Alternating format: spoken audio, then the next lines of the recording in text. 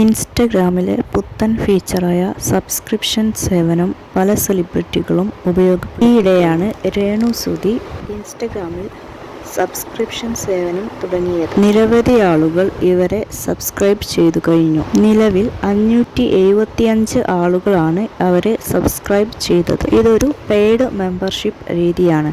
പലരും ഇതൊരു വരുമാന മാർഗമായി ഉപയോഗപ്പെടുത്തുന്നുണ്ട്. ക്രിയേറ്റേഴ്സിന് സബ്സ്ക്രൈബേഴ്സ് ഒരു നിശ്ചിത തുക മാസം തോറും നൽകേണ്ടത്. അതുവഴി അവർക്ക് പ്രത്യേക പോസ്റ്റുകളും വീഡിയോകളും കാണാവുന്നതാണ്. ക്രിയേറ്റേഴ്സ് സബ്സ്ക്രിപ്ഷൻ ചെയ്യുന്നവർക്ക് വേണ്ടി മാത്രമായിട്ട് പോസ്റ്റ് ചെയ്യുന്ന വീഡിയോസും പോസ്റ്റുമാണ് ഇവർക്ക് കാണാൻ സാധിക്കുക. 199 രൂപയ്ക്കാണ് രേണു സുധി സബ്സ്ക്രിപ്ഷൻ ആരംഭിച്ചത്. സബ്സ്ക്രിപ്ഷൻ തുടങ്ങി ഒരു ദിവസം കൊണ്ടു തന്നെ രേണുവിന് 303 സബ്സ്ക്രൈബേഴ്സിനെയാണ് കിട്ടിയത്. ഇൻസ്റ്റഗ്രാമിലെ ഈയൊരു രീതി പലർക്കും ഇഷ്ടമില്ല.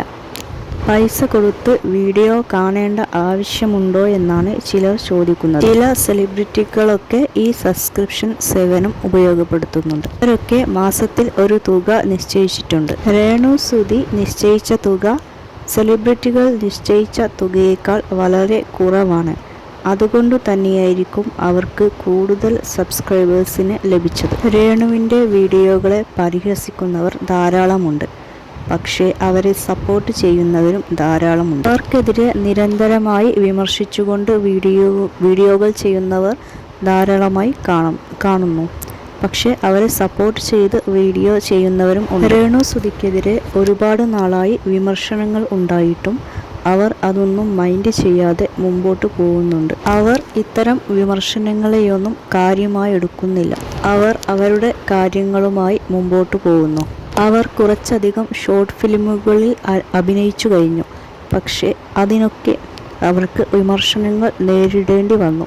അവരുടെ അഭിനയത്തെക്കുറിച്ചും മറ്റുമായിട്ടുള്ള വിമർശനങ്ങൾ, അതുപോലെ അവരുടെ വസ്ത്രധാരണത്തെപ്പറ്റിയും വിമർശനങ്ങൾ ഉയർന്നിരുന്നു. അവർ ഇത്തരം വിമർശനങ്ങളെയൊന്നും കാര്യമാക്കാതെ മുന്നോട്ട് പോയിക്കൊണ്ടിരിക്കുക തന്നെയാണ്.